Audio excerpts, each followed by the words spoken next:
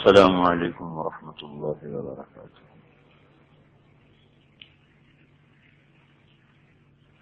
الحمد للہ رب العالمین والصلاة والسلام علی رسولہ الکریم وعلی آلہ واصحابہ اجمعین، اما بعد فاعوذ باللہ من الشیطان الرجیم، بسم اللہ الرحمن الرحیم۔ وَلِلَّهِ عَلَى النَّاسِ حِجُّ الْبَيْتِ مَنِ اسْتَطَاعَ إِلَيْهِ سَبِيلًا وَمَنْ كَفَرَ فَإِنَّ اللَّهَ غَنِيٌّ عَنِ الْعَالَمِينَ۔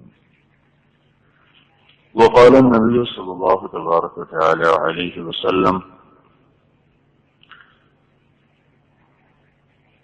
إن التوبة تهدم ما كان قبلها وإن الهجرة تهدم ما كان قبلها وَإِنَّ الْحَجَّ يَهْدِمُ مَا كَانَ قَبْلَهُ، او كما قال صلی اللہ تبارک وتعالی علیہ وسلم۔ میرے محترم بھائی اور دوستو، اللہ تبارک وتعالی نے اپنے فضل و احسان سے انسان کو بے شمار نعمتوں سے مالا مال فرمایا ہے۔ وَإِن تَعُدُّوا نِعْمَتَ اللَّهِ لَا تُحْصُوهَا، گننا چاہو ناممکن ہے کہ ہم ان کو گن سکیں۔ اس آیت میں یہ بھی اشارہ ملتا ہے کہ انسان کبھی کسی دور میں اس قابل نہ ہو سکے گا کہ وہ دنیا اور دنیا کے چھپے ہوئے خزانوں کو پوری طرح جان سکے یا ان تک پہنچ سکے۔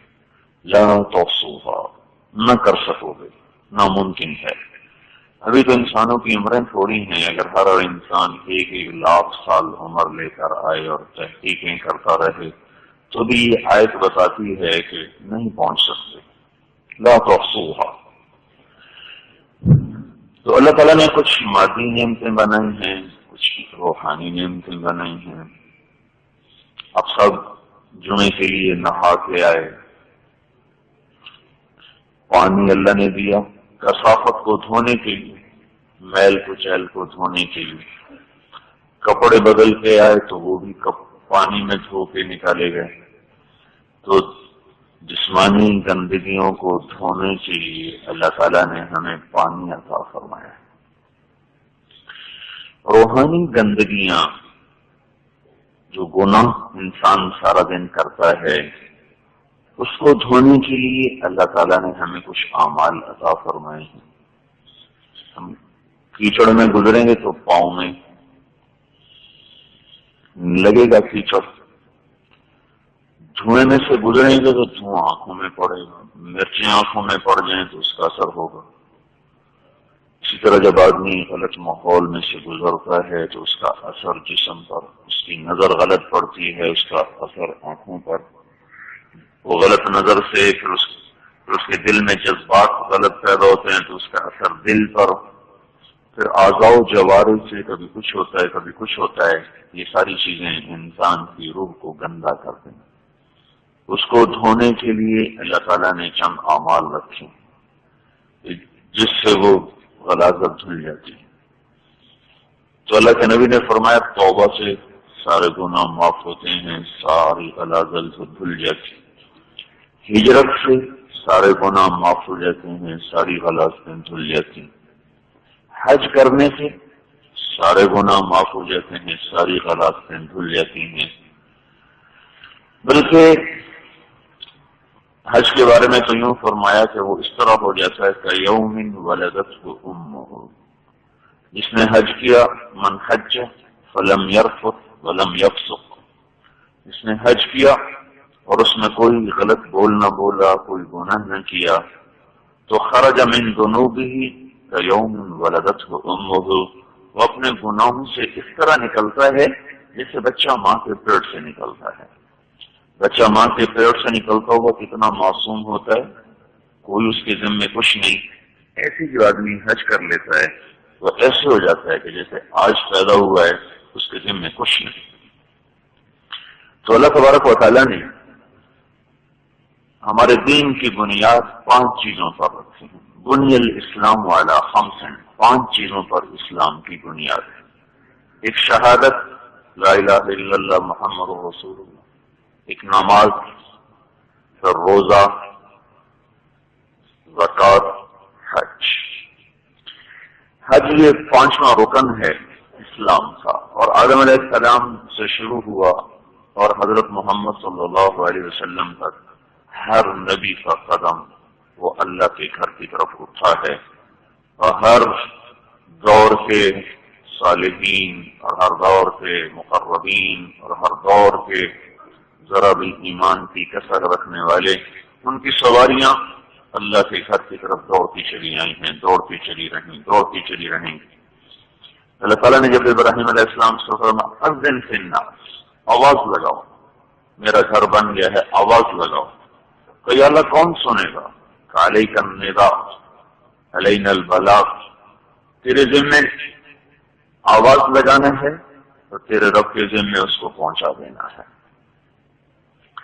تو ابراہیم علیہ السلام نے صفا کی پہاڑی پہ کھڑے ہو کر آواز لگائی، اس آواز کو اللہ تعالیٰ نے ایسا بلند کیا کہ عالم ارواح تک سنایا، سارے عالم کو سنایا، بحر و بر میں اس آواز کی گونج اٹھی، اور اللہ تعالیٰ کی آیت صادق ہوئی، یاسین من کل فج عامر، چاروں طرف سے سواریاں دوڑیں گی اور اللہ کے گھر کی طرف رخت سفر باندھیں گی۔ اور اللہ تعالیٰ نے حیرت کی بات ہے، اتنی خوبصورت دنیا بنائی اور اپنا گھر جہاں بنایا وہاں ایک گھاس کا تنکا بھی نہ اگایا، ساری دنیا کو چشموں سے آبشاروں سے بھر دیا، لاکھوں کروڑوں چشمے اور نیاگرا جیسی آبشار، اور ہمارے اپنے ملک میں کتنے ہزاروں چشمے سرسبز باغ باغیچے۔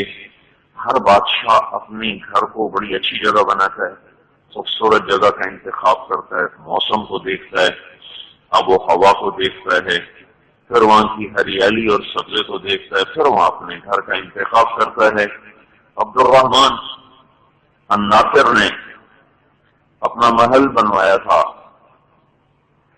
اس کی ایک باندھی تھی زہرا، اس کو عشق تھا، اس کے عشق میں اس نے وہ بنوایا۔ قرطبہ میں سب سے حسین جگہ کا انتخاب کیا گیا اور 25 برس اس کی تعمیر میں لگے، 4135 اس کے ستون اور برج تھے، 4 میل لمبا 3 میل چوڑا تھا، 6000 باندیاں اس کی زیب و زینت کے لیے تھی، 10,000 نوکر غلام اس میں کام کرنے کے لیے تھے، 12,000 فوج کا ڈویژن اس کی حفاظت کے لیے تھا، 1 کھرب روپے کے قریب اس پہ خرچ آیا، 4000 خچر مسلسل سامان اٹھاتے رہے، 10,000 مستری مزدور وہاں 25 برس کام کرتے رہے۔ تو یہ ایک چھوٹا سا بادشاہ اسپین کا، تو اللہ کتنا بڑا بادشاہ ہے، تو وہ اپنا گھر پھر اپنی شان کا بناتا، بڑے جنت سے پتھر اتارتا اور پھر ساری دنیا سے جدا ایک حسین و جمیل جنت کا نظارہ بنا تھا، وہاں اپنا وہ گھر بنا تھا۔ میں جب پہلی دفعہ حج پہ گیا تو میں حیران ہو گیا کہ یا اللہ یہ تو نے اپنا دربار کہاں سجایا، نہ پانی ملے، نہ سایہ ملے، نہ تنکا ملے، نہ گھاس دکھے، نہ درخت دکھے، نہ ہوا، کچھ بھی نہیں، کالے پہاڑ، تپتی ہوئی ریت، سنسناتی ہوئی گرم ہوائیں، چلچلاتی ہوئی دھوپ، یہ کہاں گھر بنا دیا؟ بہت سوچا، کہیں نہیں پڑھا، لیکن خود ہی خیال آیا کہ اللہ تعالیٰ نے اپنے بندوں کو امتحان میں ڈالا کہ میرے گھر کی طرف قدم اٹھاؤ صرف میری محبت میں، نہ کوئی اور نظارہ کھینچ رہا ہو، نہ کوئی منظر کھینچ رہا ہو، نہ کوئی پرفضا وادیوں کے عشق میں جا رہے ہو، نہ وہاں کے موسم کی وجہ سے جا رہے ہو، نہ وہاں کے دل فریب مناظر کی وجہ سے کوئی جائے، نہ وہاں دنیا کی ریل پیل کی وجہ سے کوئی جائے، بلکہ جب بھی اپنی سواری کی لگام آدمی اٹھائے اور اس کا رخ موڑے اللہ کے گھر کی طرف، تو صرف اس کے سامنے ایک ہی منزل ہو کہ میں اپنے اللہ کے لیے جا رہا ہوں۔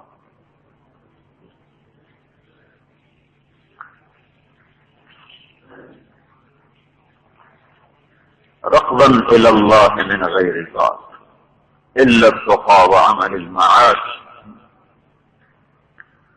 اللہ کی طرف سواریوں کو ایڑ لگے اور یہ سفر صرف اللہ کی محبت میں ہو، کوئی اور سبب نہ ہو، کوئی اور باعث اور کوئی اور کشش نہ ہو، صرف اللہ کے لیے قدم اٹھ رہے ہیں۔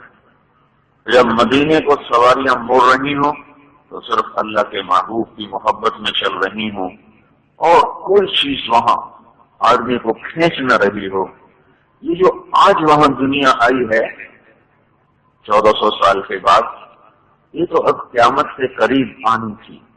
شمع بجھنے والی ہے تو اس سے پہلے وہ بھڑکتی ہے، یہ شمع کی آخری بھڑک ہے، ورنہ اللہ نے کبھی یہاں دنیا کو آنے ہی نہیں دیا۔ اتنی بڑی حکومتیں آئیں، خالص اسلامی حکومتیں آئیں، حجاز فقر ہی رہا، وہاں دولت نہ آئی۔ آنے والے اللہ کی محبت میں کھنچ رہے ہیں۔ اب دنیا آئی ہے، اب اس کو ختم کرنا ہے۔ ہاں، لا تقوم الساعة حتى تصبح ارض الحجاز مروجا وانہارا، قیامت اس وقت آئے گی جب تم دیکھو گے کہ ارض حجاز میں بھی سرسبز وادیاں ہو گئیں اور اس کی زمین بھی سرسبز ہو گئی اور وہاں بھی پانی کی بہتات ہو گئی، تو سمجھو کہ دائیں بائیں سے قیامت کا دھماکہ ہونے والا ہے۔ تو اللہ تعالیٰ نے میرے بھائیوں اپنے بندوں کے اندر اپنے گھر کی کشش کو رکھا، لوگ کھینچے، غریب بھی اور غریب بھی، امیر بھی، مالدار بھی، فقیر بھی، بادشاہ بھی۔ ہارون رشید بیت اللہ میں ایسے ہاتھ اٹھائے ہوئے اور یوں دعا کر رہا، یا ربنا یا ربنا، ایسا اثر۔ تو سفیان ثوری فرمانے لگے، انظروا الى جبار الارض کیف یتضرع الى جبار السماوات والارض، یہ زمین آسمان کے یہ دنیا کے جابر کو دیکھو، زمین کے جابر کو دیکھو، کیسے زمین آسمان کائنات کے جبار ذات کے سامنے ذلیل ہو رہا ہے، خوار ہو رہا ہے۔ دیکھو اس جابر کو، بحر و بر، عرش و فرش کے جبار کے سامنے وہ کیسے عاجزی کر رہا اور مسکنت اور اپنی آہوزاری اس کو سنا رہا ہے۔ تو صرف یہ نہیں کہ گدا اور فقیر اللہ کے گھر کو چلے، ہر خلیفہ نے حج کیا ہے۔ آخری خلیفہ جس نے حج کیا وہ امین ہے، امین الرشید۔ اس کے بعد پھر کسی خلیفہ کو حج نصیب نہیں ہوا۔ ابوبکر رضی اللہ عنہ سے یہ سلسلہ چلا، خلفائے راشدین نے حج کیا، بعض کے خلفاء نے حج کیا، آخری خلیفہ جس نے حج کیا ہے وہ امین تھا، ہارون رشید کا بیٹا امین، زبیدہ کا جو تھا۔ مامون پر جا کر حج کا سلسلہ ختم ہوا۔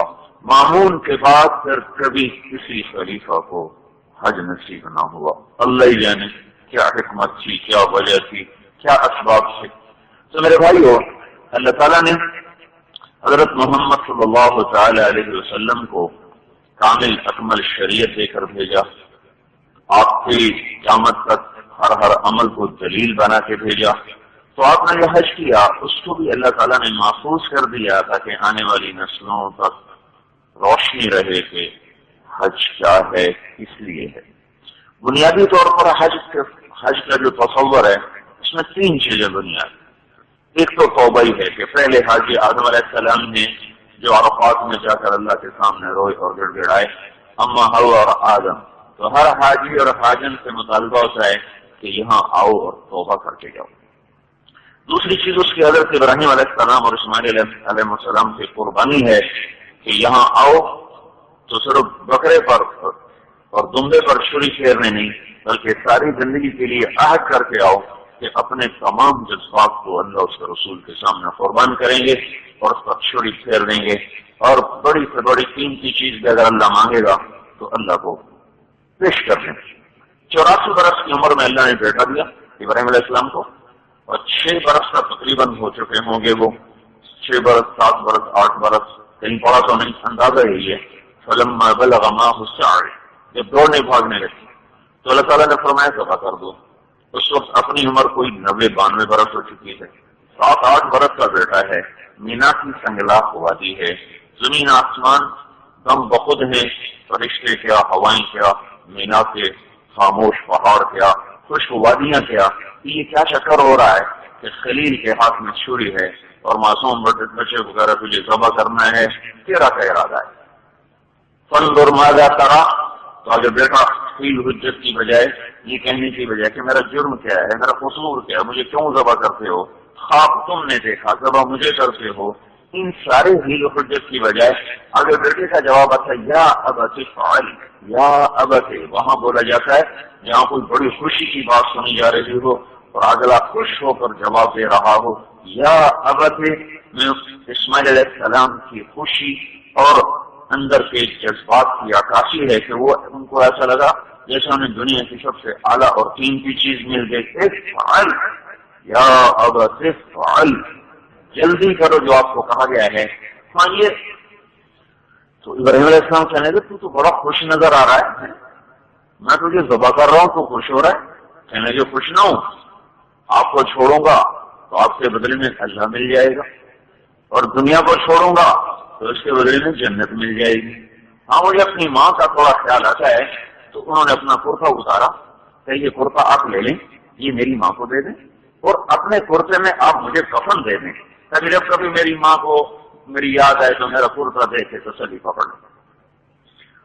اور پھر ان کو نصیحت فرما رہے ہیں آپ اپنے ہاتھ پاؤں باندھ لیں، میرے ہاتھ پاؤں باندھ دیں تاکہ وہ میرے ہاتھ پاؤں کی حرکت سے آپ کو کوئی تکلیف نہ پہنچے، مجھے باندھ دیں اور مجھے الٹا لٹائیں، سلہ للجبین، ماتھا میرا زمین پر رکھیں، نیچے سے چھری چلائیں. ہاں ہو فرشتوں پر بھی سناٹا چھا گیا جب ہاتھ باندھ رہے تھے اور ان کو زمین پہ لٹایا اور ان کی کمر کے اوپر ایسے اپنے گھٹنے پر ایسے گودے کو رکھا، اور جیسے قصائی نہیں اٹھاتا بکرے کے سر کو اس طرح بالوں سے پکڑ کے سر اٹھایا اور پھر کہنے لگے اے اللہ اگر تو مجھ سے ناراض ہو گیا تھا کہ اسماعیل کی محبت میں بے قرار ہو گیا تو آج میں اس کو تیرے نام پر ہی قربان کر رہا ہوں اور اپنی ناراضگی دور کر دے. سر یا اللہ تو نے مجھ سے امتحان لیا ہے تو مجھے اس امتحان میں کامیاب کر دے. اور یہ سب چھری چلا دیا. آسمان کے فرشتوں نے اس دعا کو سن کر چیخ و پکار مچا. آسمان کے فرشتے رو اٹھے، پہاڑ پارا پارا ہو رہا. ایسی دردناک یہ سزا تھی. اللہ کا غیبی نظام اسی وقت حرکت میں آیا. گردن میں لوہا نہیں ڈالا، چھری کو موم نہیں بنایا. چھری اپنی کاٹ میں بھرپور تھی، گردن اپنے کٹنے میں اسی طرح نرم و نازک اور تیار تھی. اور رب السماوات کے سامنے کائنات جو کہے گا وہ کرے گی. اس نے گردن اور چھری کو چھری رکھا، چھری سے کاٹنے کا حکم واپس لے لیا اور گردن سے کاٹنے کا حکم واپس لے لیا. خلیل کے ہاتھ میں چھری ہے.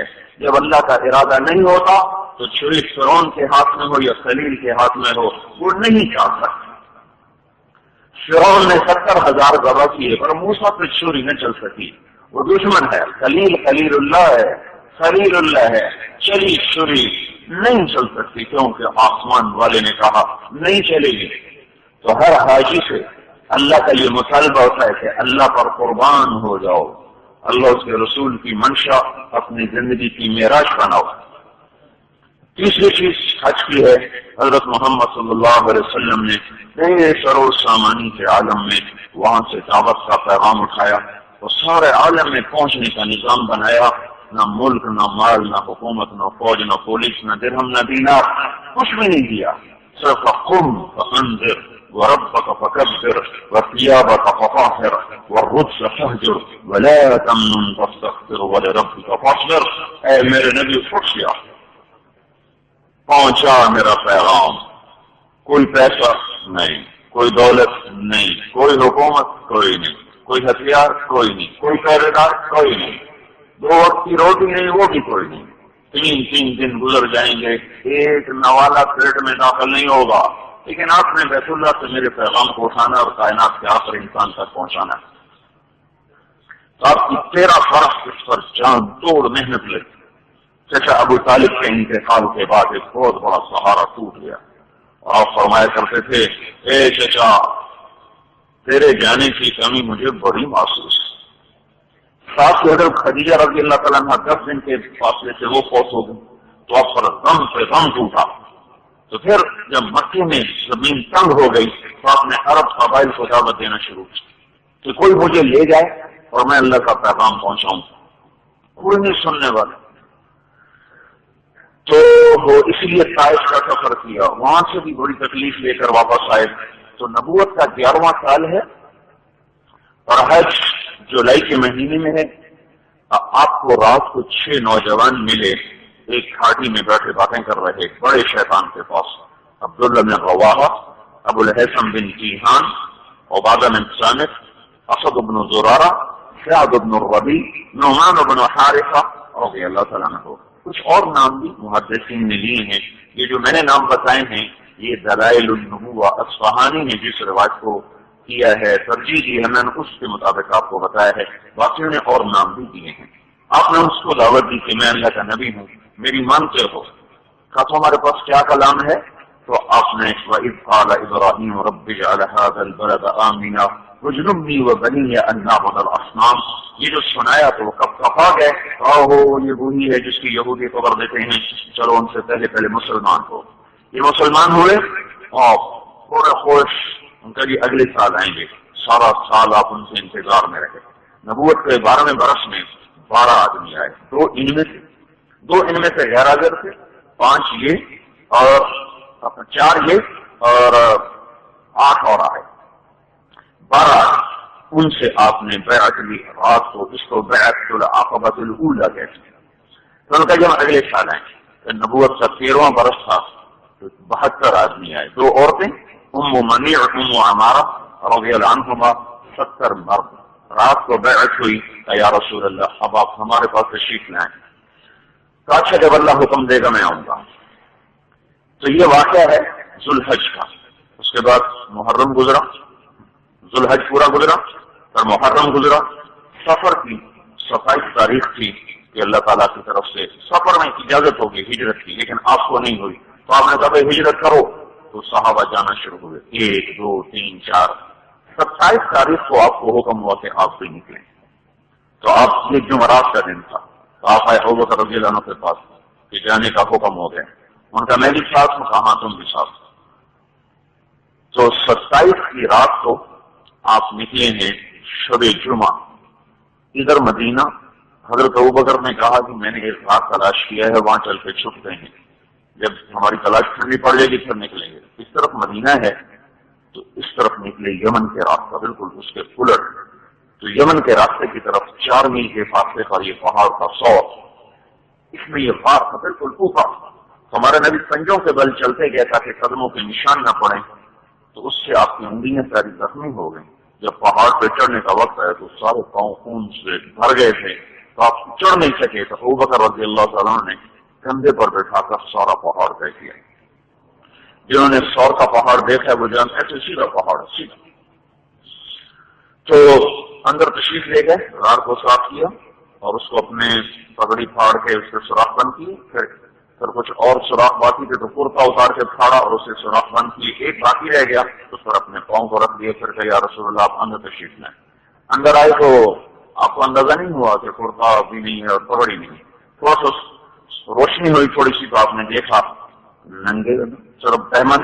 تو آپ نے کہا تیرا کرتا کہاں, تیری پگڑی کہاں؟ کہا جی یہ سوراخ پہ مجھے ڈر ہوا کوئی چیز نہ نکلے, میں نے ان کو بند کیا ہے. تو ہمارے نبی کی آنکھوں میں آنسو آ گئے. کہ یا اللہ میں ابوبکر سے راضی ہوں, تو بھی اس سے راضی ہو اور اسے جنت میں میرا ساتھی بنا. تو فوراً جبریل آئے کہ یا رسول اللہ تعالیٰ فرما رہے ہیں ہم ابوبکر سے راضی ہیں اور جنت میں آپ کا اس کو ساتھی بنا.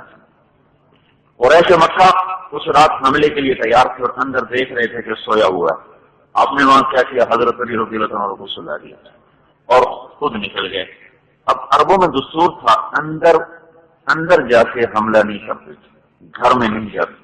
جب آج مسجدوں میں اندر آ کے قتل کر رہے ہیں اور اپنے آپ کو مسلمان کہتے ہیں, اس زمانے کا کافر بھی وہ مسجد تو چھوڑ وہ گھر میں داخل ہو کے دشمن کو قتل نہیں کرتا تھا. اب وہ انتظار میں کہ یہ اٹھیں گے, باہر نکلیں گے, ہم قتل کریں گے. حضرت علی رضی اللہ عنہ اب ان کو کچھ شک پڑا کہ وہ نہیں ہے.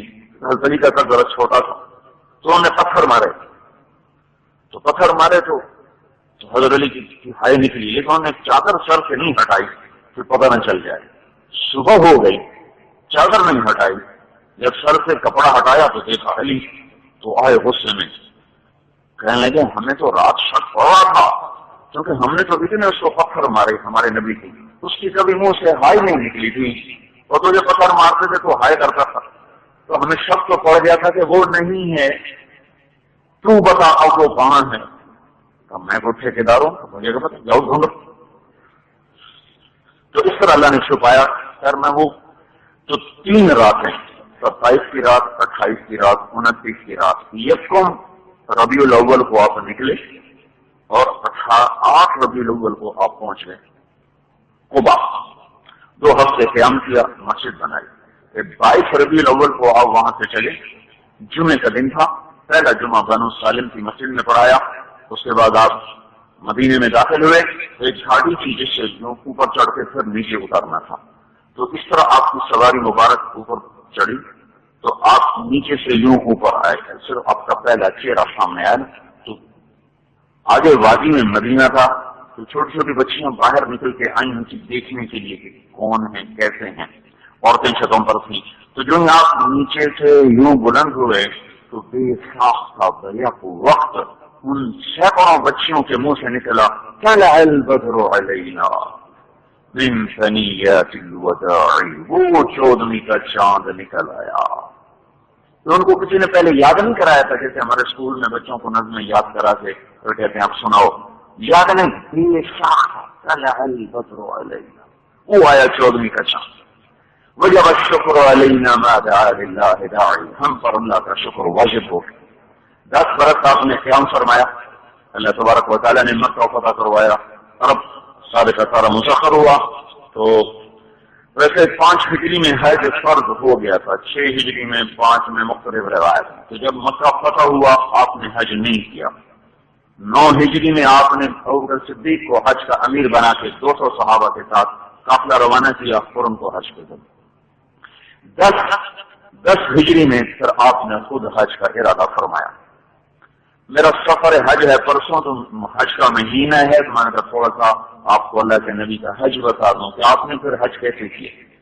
تو 25 ذوالقعدہ 25 ذوالقعدہ آپ نے زور کی نماز ہفتے کا دن مسجد نبوی میں پڑھی، اور اس کے بعد آپ نے حج کی ترتیب بتائی، اور ظہر کے بعد آپ وہاں سے اپنے سفر پر روانہ ہوئے. آپ کے ساتھ 12,000 کا مجمع تھا. حج کی آواز سن کر چاروں طرف سے لوگ آ گئے تھے. اس سال چیچک کی وبا تھی، تو بہت سے لوگ حج پہ رہ گئے. تو جب آپ حج سے واپس آئے تو وہ لوگ رنجیدہ خاطر ملے کہ ہم تو حج سے رہ گئے، ہمیں تو یہ بیماری نے ہم پکڑا. تو اس وقت آپ نے وہ بیماری بھی ایک رحمت بن گئی ساری امت کے لیے. آپ نے ارشاد فرمایا کہ عمرۃ فی رمضان کیا حج تعدل حجۃ معی، رمضان میں عمرہ کرنا ایسا ہے جیسے میرے ساتھ حج کر لینا. تو اس بیماری کے صدقے میں ساری امت کو یہ فضیلت ملی کہ رمضان میں عمرہ ایسا جیسے اللہ کے نبی کے ساتھ حج کر لیا. کوئی آج کا رمضان ہو یا آئندہ کا یا پہلی صدی کا. تو جب آپ وادی عقیق میں پہنچے تو جبریل اترے کا یا رسول اللہ یہ مبارک وادی ہے، اللہ تعالیٰ فرما رہے ہیں یہاں قیام فرمائیں. تو آپ نے وہاں قیام فرمایا. اثر، مغرب، عشاء، فجر کی نماز آپ نے وہاں ادا فرمائی. فجر کے بعد آپ نے وہاں غسل فرمایا. آپ کے لیے پانی تیار کیا گیا جس میں بیری کے پتے ڈالے گئے اور خطمی وہ جڑ ہوتی ہے وہ ڈالی گئی. وہ صابن کا کام نہیں، اس کو ابال کر وہ اندر ہی صابن تیار ہو گیا، اس سے آپ نے غسل فرمایا. وہ فرماتے ہیں ہم دیکھ رہے تھے صحابہ کہ آپ اپنے بالوں کو اپنے ساری انگلیوں سے اسی طرح کر رہے تھے، آپ لگا رہے تھے اس میں سے میل تو آپ کو ہوتا ہی نہیں تھا، آپ سے میل کبھی نہیں آیا، نہ کبھی جوں پڑی نہ کبھی میل. تو گرد و غبار جو مٹی کا ہوتا تھا وہ آپ نے پھر صاف کر رہے ہیں، غسل فرمایا. یہاں رات کو حضرت اسماء بنت عمیش رضی اللہ تعالیٰ عنہا، ابو بکر رضی اللہ تعالیٰ عنہ کی بیوی، ان کا بیٹا پیدا ہوا، اس کا نام محمد رکھا گیا. تو آپ نے ارشاد فرمایا کہ بس عمرے کی نیت چھوڑ دے، خالی حج کا احرام باندھ لے اور جا کر بیت اللہ کا طواف نہیں کرے گی. تو وہاں سے جب آپ روانہ ہوئے تو ظہر کی نماز آپ نے پڑھی اور اس کے بعد آپ سواری پر سوار ہوئے اور آپ نے کہا لبیک اللہم لبیک، آپ نے لبیک یہ تلبیہ پڑھا، لبیک لا شریک لک لبیک ان الحمد والنعمت لک والملک لا شریک لک، اور آپ نے حج کی نیت فرمائی۔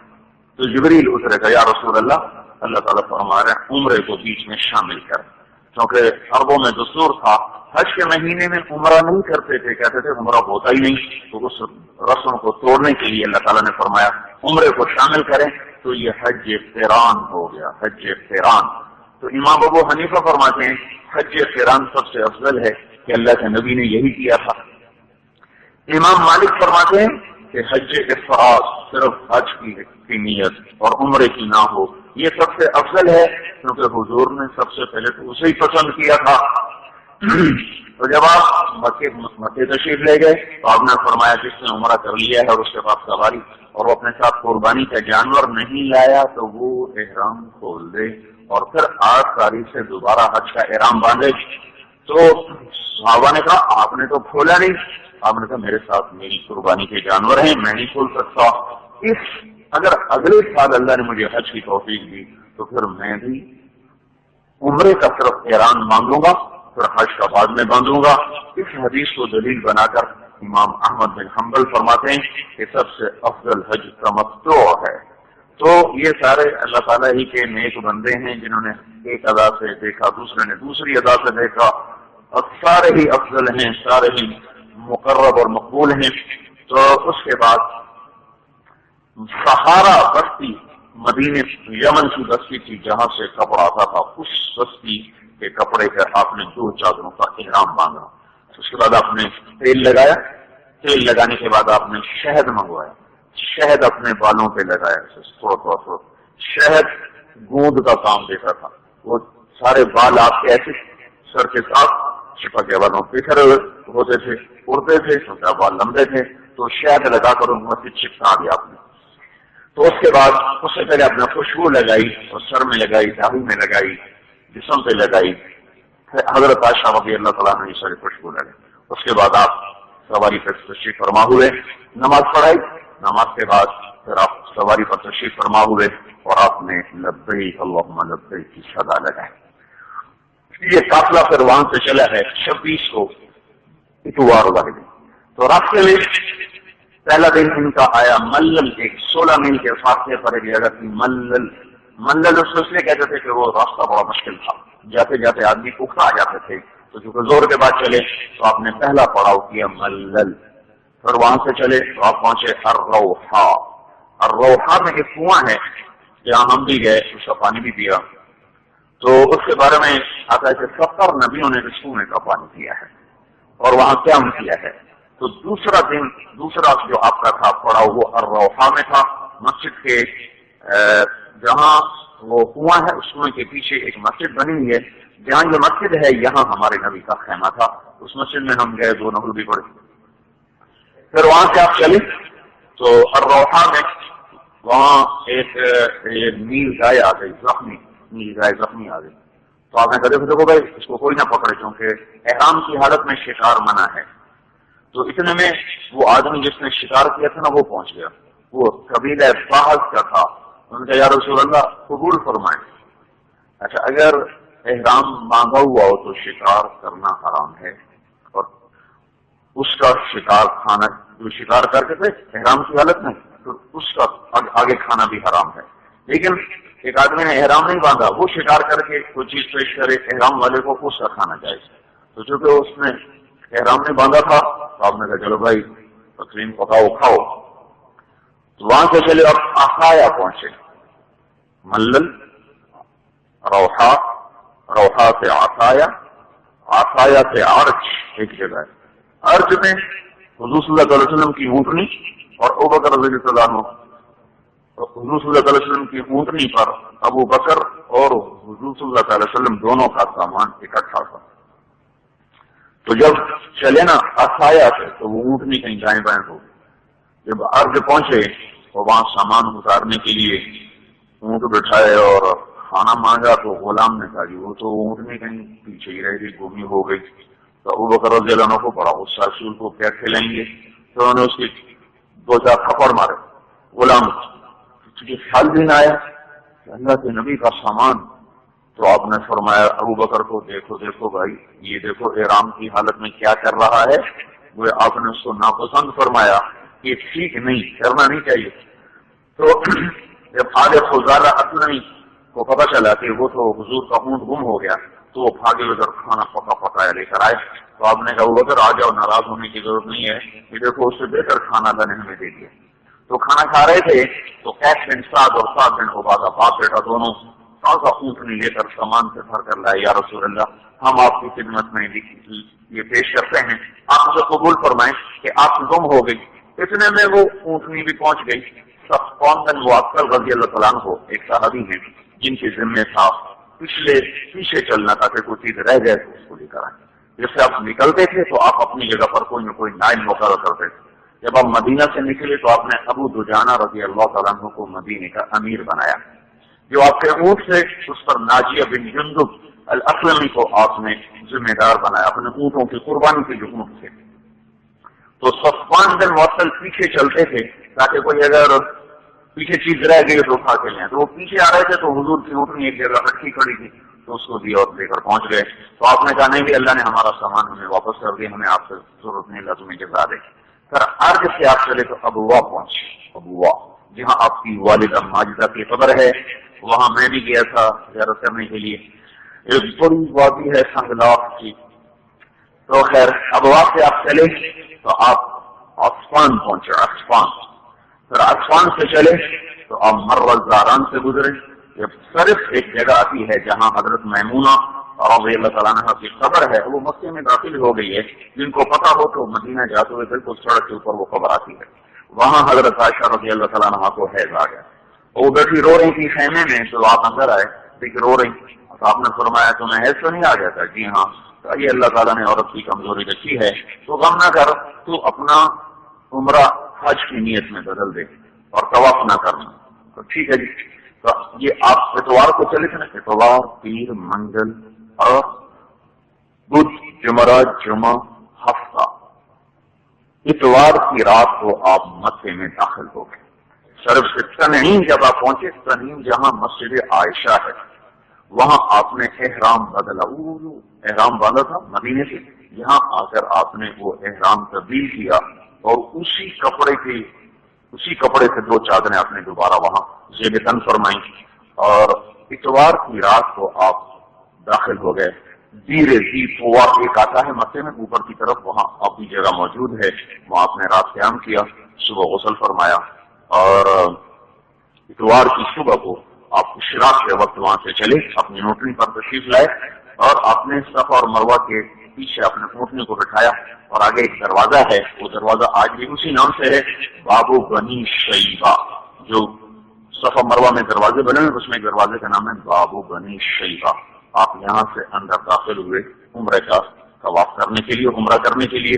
اور آپ کے ساتھ حضرت عمر تھے تو آپ نے جاتے ہی بیت اللہ جا کر آپ نے حجر اسود کو چوما اور پھر اس پر ایسے ماتھا کر سجدہ کیا. پھر چوما پھر سجدہ کیا پھر چوما پھر سجدہ کیا. پھر آپ کی آنکھوں میں آنسو آ گئے. پھر آپ نے ایسے حجر اسود کو ایسے ہاتھ پھیرا پھر اپنے منہ پر پھیرا. حجر اسود اب تو ایک 2 3 4 ٹکڑی ہیں پھر وہ پورا پتھر تھا. اپنے ایسے ہاتھ پھیر کر اپنے منہ پر پھیرا اور اس کے بعد آپ نے یوں طواف شروع کیا. طواف میں رش تھا تو آپ نے حضرت عمر سے فرمایا دیکھو گوشہ لیتے ہوئے کسی کو دھکا نہ دینا. تو طاقتور آدمی ہے تو کہیں کسی کی بے قراری نہ ہو جائے. جگہ ملے تو کر لینا نہ ملے تو بس دور سے کرو. تو جو آپ نے پہلی دفعہ چوما پھر اس کے بعد آپ نے جو طواف کیا تو آپ کے ہاتھ میں چھوٹی سی لاٹھی تھی. اس کا آگے یہی نقشہ تھا جو اس کا ہے. یہ دیکھا آپ آگے لوہا چڑھا ہوا ہے اتنی سی. تو جب آپ وہ حجر اسود کے قریب آتے تو پھر آپ اس لاٹھی کو صرف یوں کرتے اس طرح پھر اس کو ایسے چوم لیتے تھے ایسے کرتے. یہ آپ نے باقی چکروں میں کس طرح کیا آگے جا کے اس کو نہیں چوما بلکہ وہیں دور سے یوں کرتے 7 چکر. بیچ میں آپ کو پیاس لگی تو آپ نے پانی مانگا. تیسرے یا چوتھا یہ نہیں آتا لیکن طواف کے دوران آپ نے پانی مانگا. پانی پیش کیا گیا تو آپ نے کھڑے کھڑے کیا اور طواف کو مکمل کیا. پھر مقام ابراہیم پر آئے تو مقام ابراہیم کو بالکل آگے رکھا اور اس کے پیچھے کھڑے ہو کر 2 نفل پڑے. یہ مقام ابراہیم ہے یہ بیت اللہ ہے. یہاں آپ نے 2 نفل پڑے. پہلی صورت میں قل یا ایھا الکافرون دوسری میں قل ھو اللہ احد. نفل پڑھنے کے بعد پھر اب دوبارہ حجر اسود پر گئے، پھر اس کو چوما، استلام کیا، پھر وہاں سے کوہ صفا پہ چلے گئے. تو اب دو بما بدا اللہ.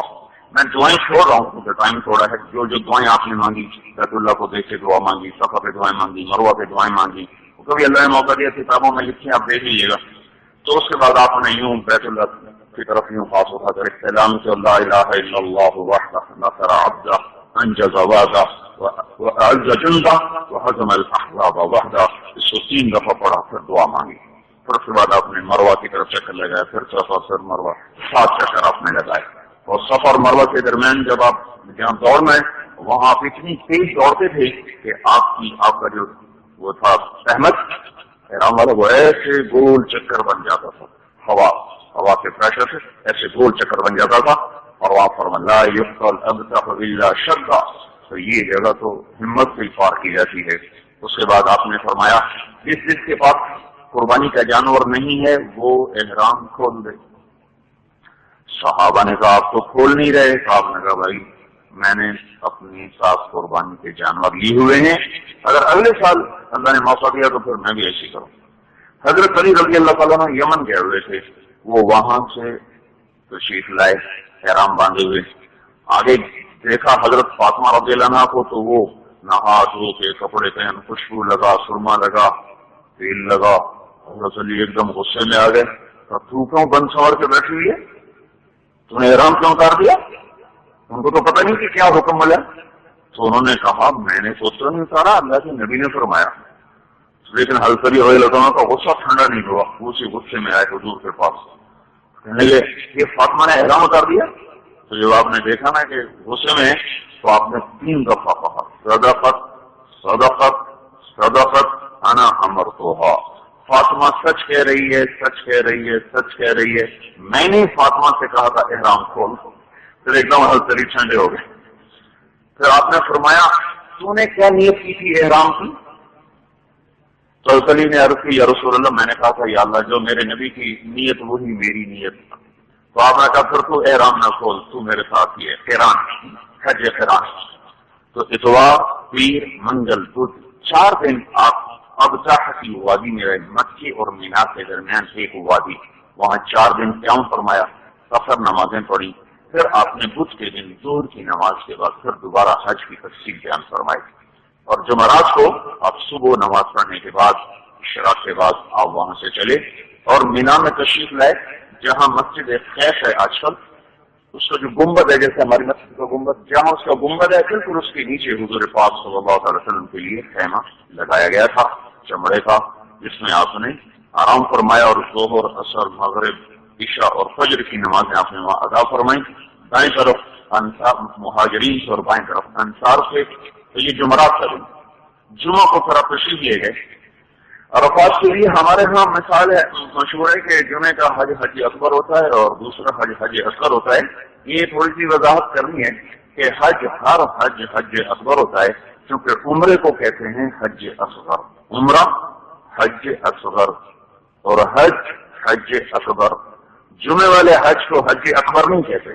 ہاں جمعے والے حج کی فضیلت ضرور ہے کہ اللہ کے نبی کے حج کے مشابہ ہو گیا اور جمعے کے دن کی مزید اس میں برکات اور ثمرات اس میں شامل ہو گئے. حج اکبر، ہر حج حج اکبر ہے.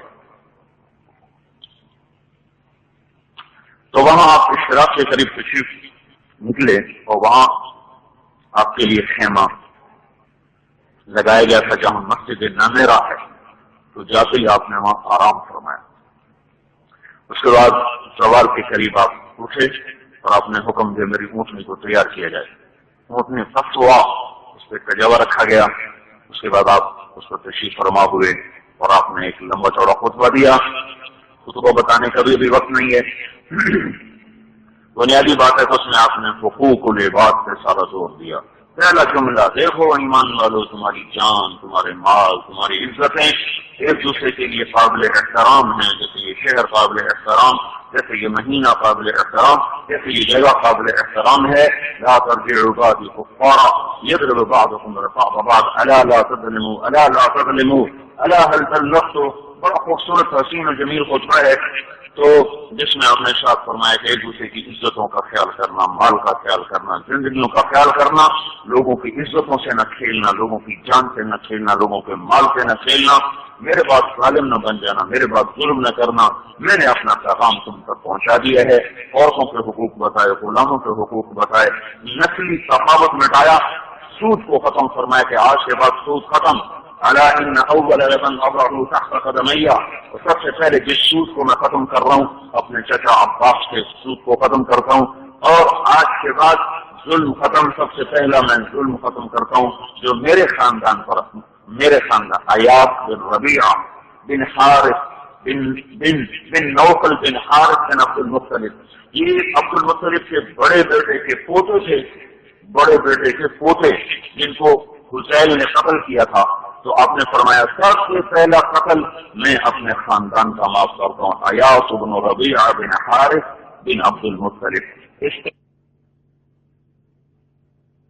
12,000، اور جب آپ مکے پہنچے تو آپ 1,00,000 ہو چکے تھے، عدد جو تھا نا مدینے سے چلتے ہوئے 12,000 تھا اور مکے پہنچتے پہنچتے وہ 1,00,000 ہو چکا تھا، اور پھر وہ مسلسل آ رہے تھے، اور عرفات کا میدان بہت لمبا چوڑا ہے، تو یہ جو پہاڑی ہے نا سب سے جدا الگ پڑی ہوئی ہے، سب سے جدا سلسلے سے جدا ہے، تو آپ نے اس پہاڑی کا انتخاب کیا تاکہ جو ہی کوئی عرفات میں داخل ہو تو اس کی پہلی نظر اسی پہاڑی پر پڑتی ہے، تو وہاں آپ اونٹنی پہ سوار بیت اللہ کی طرف منہ آپ نے فرمایا اور یوں اپنے ہاتھ اٹھائے اور دعا میں شروع ہوئے، یہ وقت ہوگا کوئی 1:15 کا، کوئی 1:15 کا وقت ہوگا، اور یہ اپریل کا مہینہ ہے، اپریل میں شدید دھوپ اور گرمی ہوتی ہے حجاز مقدس میں، اور کوئی سائبان نہیں، کوئی سایہ نہیں، اور اونٹنی کی سواری کون سی رامدس کی پچھلی کی ہوتی ہے اس پر آپ بیٹھے ہوئے، اور آپ سارا دن آپ نے نہ کچھ کھایا نہ کچھ کیا، اور یوں ہاتھ اٹھایا دعا میں لگے، دعا میں لگے،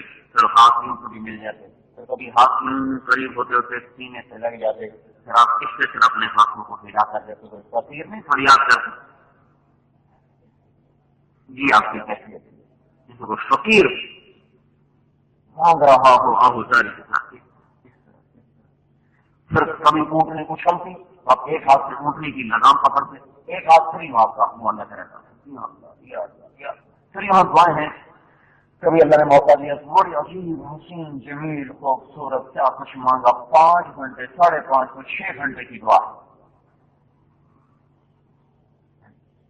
اب ایک دفعہ میں نے بڑا زور لگایا کہ آج تو میں نے بڑی لمبی دعا کروں گا، بڑا زور لگا آخر رونا بھی ختم ہو گیا، الفاظ بھی ختم ہو گئے، گھڑی دیکھی تو 35 منٹ، سارا ختم، 5 گھنٹے 6 گھنٹے یہاں ہاتھ کبھی یہاں کبھی ایسے کبھی فقیروں کی طرح، اب صحابہ میں چیزیں گننا شروع ہوئی، پتہ نہیں آپ کا روزہ ہے، کچھ نہ کھایا ہے نہ کچھ پیا ہے، پتہ نہیں روزہ ہے کہ نہیں ہے، تو حضرت عباس کی بیوی ام فضل رضی اللہ تعالیٰ عنہا نے ایک گلاس پیالے میں دودھ ڈالا، ابھی پتہ چل جاتا ہے روزہ کے نہیں، پیئیں گے تو پتہ روزہ نہیں ہے، اور اگر نہ پیا تو ظاہر تو روزہ ہے، تو انہوں نے دودھ کا پیالہ بھیجا، آپ کی خدمت میں پیش کیا گیا، تو آپ نے اسے نوش فرما لیا اور آپ نے اس کو پی لیا، تو آپ کی جو اونٹنی تھی اس کے ساتھ کھڑے تھے ربیعہ بن امیہ، چونکہ ان کی آواز بڑی بلند تھی، تو کبھی کوئی بات کرنی ہوتی نا دعا کے دوران تو آپ ان سے کہتے ربیعہ آواز لگاؤ، تو وہ بڑے زور سے آواز لگاتے تھے،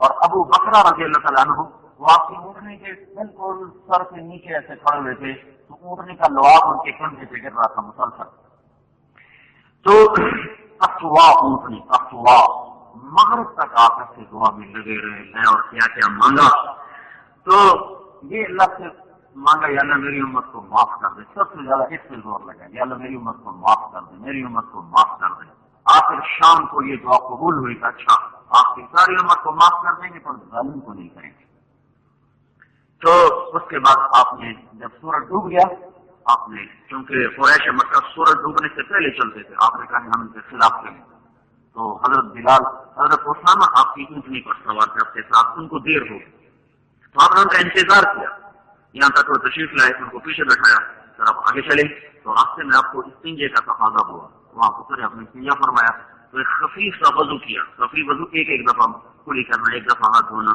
سفر میں یہ وضو کرنا چاہیے، یہ جو سفر میں بھی لگے ہوتے ہیں مسواک، پیچھے لائن لگی ہوئی، آگے گاڑی جا رہی ہے، ان کو مسواک کی سوجی ہوئی ہے، وہ پھر 3 دفعہ بڑے خوشو خضوع سے لگے ہوتے ہیں، ارے بھائی علم سیکھو، اللہ کا واسطہ دیتا ہوں۔ اس وقت کی سنت 1 دفعہ دھوو، 1 دفعہ کلی کرو، 1 دفعہ ناک میں پان ڈالو، 1 دفعہ منہ دھوو، زیادہ احتیاط کریں تو 2 دفعہ کرو۔ یہ سفر کی سنت ہے، 3 دفعہ گھر کی سنت ہے، اپنے محلے کی مسجد کی سنت۔ سفر میں جلدی ہے، تیزی ہے تو وہ کرو جو اللہ کے نبی نے کیا۔ تو آپ نے جلدی سے وضو فرمایا اور تو سامنے فرمایا نماز پڑھیں گے، کیا نہیں نماز آگے، اب صلاۃ و امامت، نماز آگے۔ او ہو کیا عاشق سے بیچ میں یاد آ کے پھر بھول جائے گا۔ حضرت عبداللہ بن عمر رضی اللہ عنہ عرفات سے نکلے اور ایک جگہ اونٹنی کو بیٹھایا اور استنجے کے لیے گئے اور واپس آ گئے۔ پھر اپنے غلام نافع سے کہنے لگے، نافع کیا خیال ہے میں نے استنجا کیا؟ کہا جی ہاں۔ کہا نہیں میرا تو اپنی وضو ہے۔ تو پھر یہ کیا کیا؟ کہا میں حج میں حضور کے ساتھ تھا، یہاں انہوں نے اونٹنی بٹھائی تھی، یہاں بیٹھ کے استنجا کیا تھا، میں نے کہا چلو اتار اپنے محبوب کی۔ تو یہ اللہ کے نبی کی ظاہری حکم ہم قربان کرتے ہیں، وہ خالی جو سفر میں ایسی بشری تقاضے تھے اس کو بھی سنت سمجھ کے کرتے چلے گئے۔ وہ سارے مفتی بیٹھے کر لو سنت کا ثواب ہے، نہ کرو تو گناہ کا کوئی نہیں۔ میں نے کہا تو ختنہ بھی نہ کرایا کر، وہ بھی تو سنت کی ہے، کیوں بھائی چھوڑ دو ختنہ کرو تو ثواب ہے اور نہ کرو تو گناہ تو کوئی نہیں۔ کیا ظلم و ستم ہے بھائی، کیا ظلم و ستم ہے۔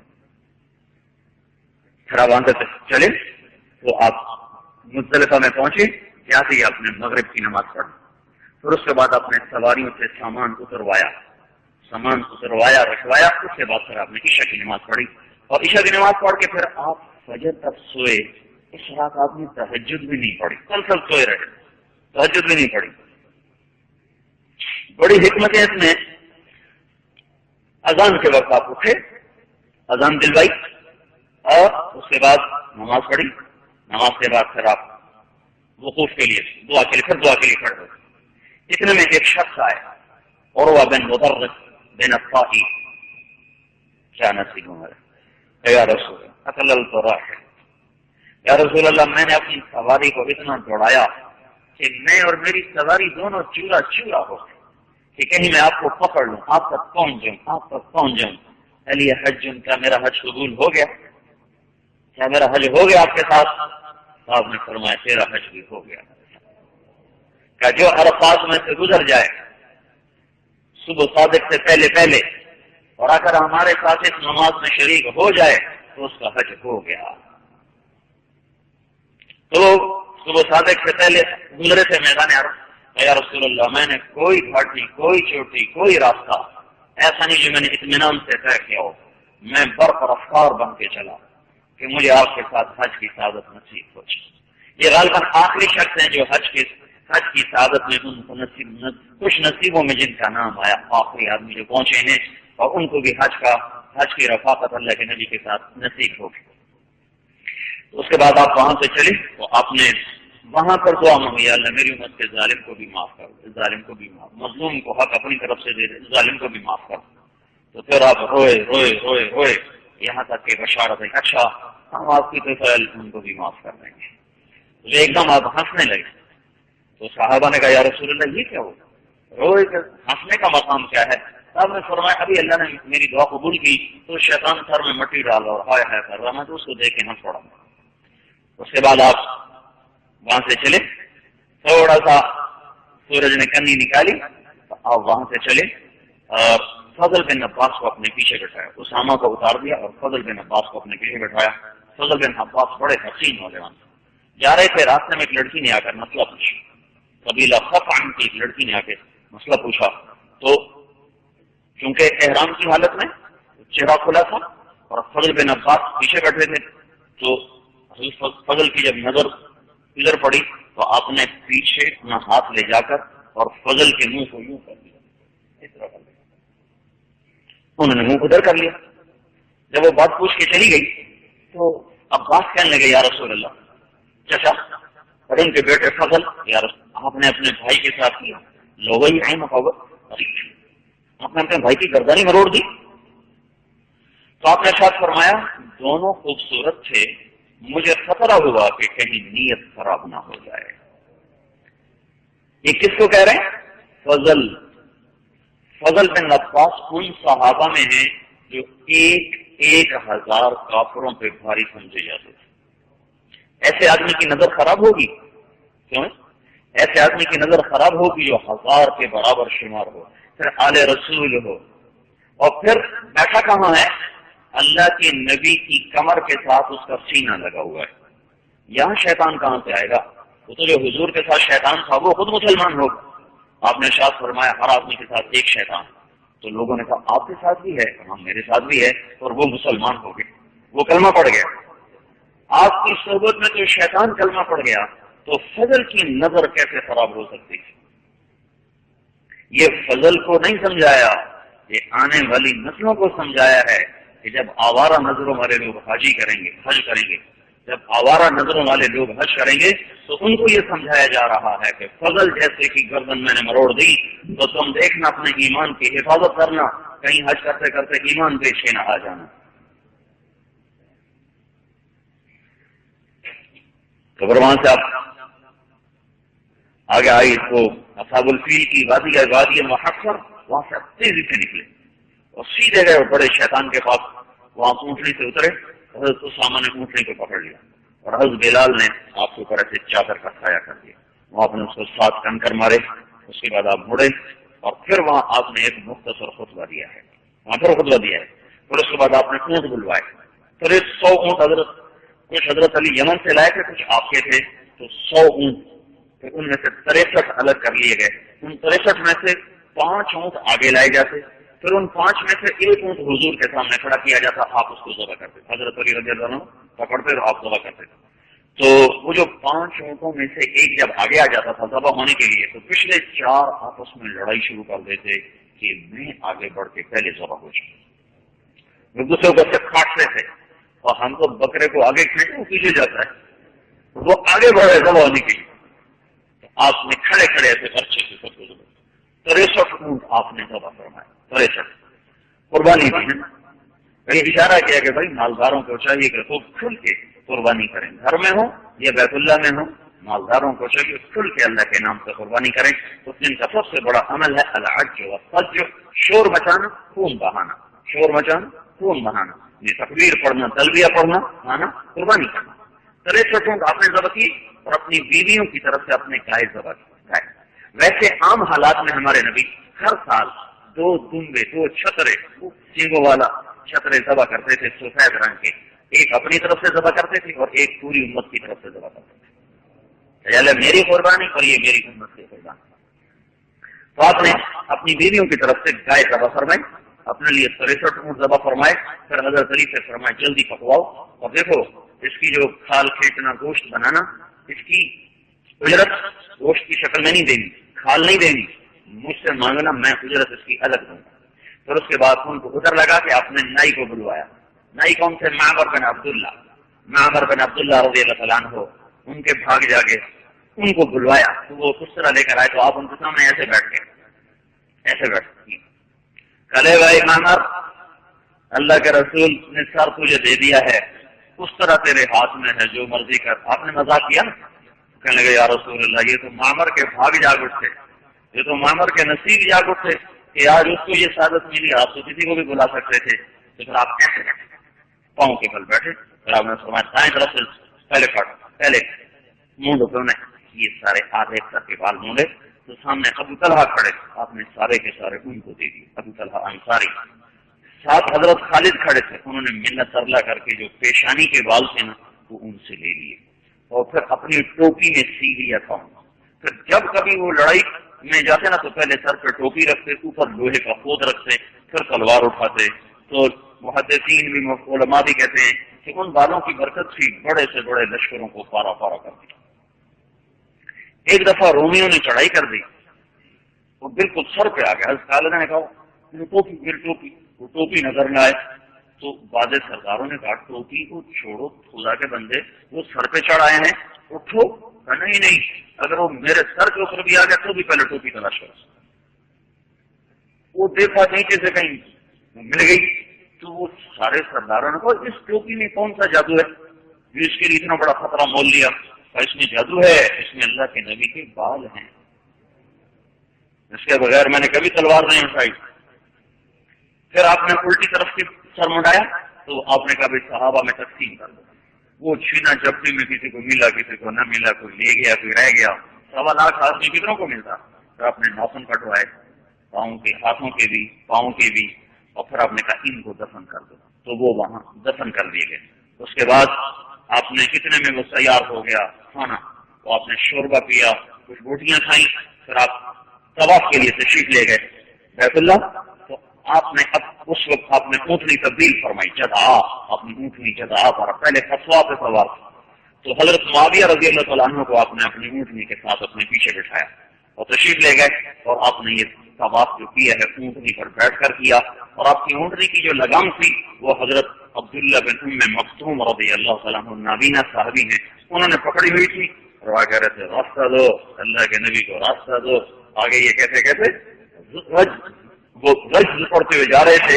اس کے الفاظ کیا تھے کہ یہی کہتے ہوں گے سلط طریق, سلط طریق. تو آپ راستہ بنا رہے تھے, آگے آگے چل رہے تھے. تو آپ نے 7 چکر لگائے اونٹنی پر بیٹھ کر, اور اسے اپنی چھوٹی سی لکڑی کے ساتھ ایسے آپ استعلام کرتے تھے, حجر اسود کو یوں کر کے یوں چومتے تھے. پھر اس کے بعد آپ نسل پڑے اور زمزم کے کنویں پر آئے, تو الفاظ پانی پلا رہے تھے. تو آپ نے کہا میرا جی چاہتا ہے کہ میں بھی پانی پلاؤں, کیونکہ میرے خاندان کے ذمہ ہے حاجیوں کو پانی پلانا, اور اگر میں نے پانی پلانا شروع کیا تو سارا مجمع میرے کو ٹوٹ پڑے گا, تو بدنظمی ہوگی, لہٰذا مجھے پانی پلاؤ.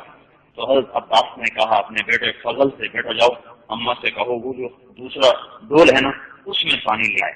تو آپ نے فرمایا نہیں, یہ اس ڈول میں سارے پی رہے ہیں, اسی سے مجھے پانی دو. یا رسول اللہ, اس میں سب نے ہاتھ ڈالے ہیں, سب کے اس میں ہاتھ پڑے ہیں, یہ صاف نہیں. آپ نے کہا نہیں نہیں, یہی دو جس میں سب نے ہاتھ ڈالے ہیں. آپ نے پیا پیا پیا, اتنا پیا کیسے پھول کی پسلیاں باہر آ گئی. پھر جو باقی بچ گیا آپ نے سارا اپنے اوپر گرا لیا سارا. پھر اس کے بعد آپ نے وہاں ظہر کی نماز ادا فرمائی. پھر آپ وہاں سے واپس تشریف لائے, اور عبداللہ بن حذیفہ رضی اللہ تعالیٰ عنہ کو فرمایا جاؤ مینا کی وادی میں اعلان کرو, ایام مینا, ایام مینا, ایام شرب,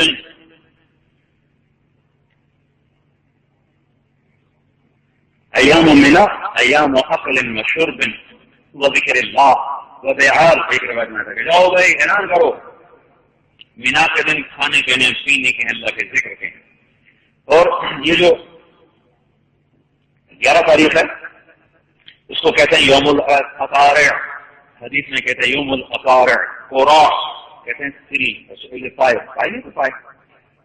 تو 10 تاریخ کو جب وہ قربانی کرتے تو پائے سارے حل کر کے ان کو ساری رات ہانڈیوں میں چڑھا دیتے تھے. پھر جب 11 تاریخ کی صبح کو سارے گل کے تیار ہوتے تھے تو اس دن سارے وہ پائے کھاتے تھے, تو اس لیے اس کو کہا جاتا ہے یوم الاقارع, پائے کھانے کا دن. سے یہ گجروں والے کے لوگ بڑے کھاتے ہیں, اب تو ہر جگہ کھاتے ہیں. تو اب تو اس دن اس کو یوم الاقارع کہا جاتا ہے. اس دن پھر آپ نے زوال کا انتظار کیا. جب زوال ہوا تو آپ کنکر کو, شیطان کو مارنے کے لیے تشریف لے گئے پیدل. پہلے دن تو سواری پیدل گئے, اور جا کر آپ نے پہلے شیطان کو 7 کنکریاں ماری اس طرح کہ بیت اللہ بائیں طرف تھا اور مینا دائیں طرف تھا. اس طرح آپ نے 7 کنکر مارے. پھر آپ بیت اللہ کی طرف متوجہ ہوئے اور ہاتھ اٹھائے, اور جتنی دیر میں سورہ بقرہ پڑھی جاتی ہے کتنی دیر آپ نے وہاں دعا مانگی, یعنی کوئی 40 منٹ آپ نے وہاں دعا مانگی. 2.5 پارے ہیں, 2.5 پارے آدھا گھنٹہ تو لگ ہی جائے گا. کچھ تیز سے تیز پڑے 35-40 منٹ 2.5 پارے میں لگنا بیٹھ کے تھوڑے دعا مانگتے رہنا. اور اس کے بعد آگے تشریف لے گئے, دوسرے شیطان کو 7 کنکر مارے, اور پھر آپ نے دوبارہ منہ ادھر بیت اللہ کی طرف کر کے اتنی لمبی دعا مانگی. اور اس کے بعد آپ آخری شیطان کے پاس گئے, اس کو کنکر مارے. اس کے بعد پھر آپ نے خطبہ دیا, کیونکہ اس وقت یہ آیت اتر گئی تھی اذا جاء نصر اللہ والفتح, یہ سورت اتر گئی تھی, اور اس میں اشارہ تھا کہ اب آپ کی روانگی کا وقت آ چکا ہے. تو 11 تاریخ کو جو آپ نے خطبہ دیا ہے اس میں پھر آپ نے فرمایا لعلی لا القاکم بعد عامی ھذا, لوگوں یہ میری تمہاری آخری ملاقات ہے, شاید آج کے بعد تم مجھے نہ مل پاؤ نہ میں تمہیں مل پاؤں. پھر اس کی یہ 11 تاریخ کا خطبہ بڑا زبردست خطبہ ہے جو اللہ تعالیٰ کے محبوب نے ارشاد فرمایا, اور اس میں 3 دفعہ آپ نے کہا فلیبلغ الشاہد الغائب, پھر کہا فلیبلغ الشاہد الغائب, پھر کہا فلیبلغ الشاہد الغائب. یہ اس حج سے تبلیغ کا کام اس امت کے ذمہ لگا، نہ کہ رنڈ کی تبلیغی جماعت نے تبلیغ کا کام دیا۔ یہ اگر تبلیغ کا کام رنڈ کا ہوتا یا تبلیغی جماعت کا ہوتا، کوئی یوں در در تھکے نہ کھاتا، تو کوئی یوں سال 7 مہینے کے سفر نہ کرتا۔ یہ حضرت محمد صلی اللہ علیہ وسلم کی دی ہوئی ذمہ داری ہے، جس کو لے کر آپ امت فریہ بفریہ نگر نگر پھر رہے اپنی جان اپنے مال کے ساتھ۔ ایک اچھا نکلے، آپ نے ایک مضمون بیان فرمایا، پھر کہا میری بات پہنچ گئی، کہا ہاں جی، آپ نے کہا آگے پہنچاؤ، پھر آپ نے آگے بات فرمائی، پھر کہا میں نے پہنچا دیا، ہاں جی ہاں، کہا آگے پہنچاؤ، پھر آپ نے بات فرمائی، پھر فرمایا میں نے پہنچا دیا، کہا جی ہاں، کہا آگے پہنچاؤ۔ یہ خطبہ بڑا زبردست ہے، یہ 11 تاریخ کو آپ نے دیا ہے، تو اس میں آپ کو بھی اندازہ ہو گیا تھا کہ جانے کا وقت ہو چکا ہے۔ یہ آخری صورت ہے قرآن کی جو اس دن اتری کی راجا نصر اللہ والفتح ہے، اس کے بعد کوئی صورت نہیں اتری، چند ایک آیات اور اتری، اس کے بعد آپ خیمے میں تشریف لے گئے۔ پھر 12 کو آپ نے یہی کیا، 12 کو بھی اسی طرح آپ نے لمبی دعائیں مانگی، پھر 13 کو آپ نے زوال کا انتظار کیا، زوال کے بعد آپ نے جا کر کنکریاں ماری، یہ کنکریاں آپ نے اونٹنی پر سوار ہو کر ماری، یہ جو جاسو آپ جا رہے تھے۔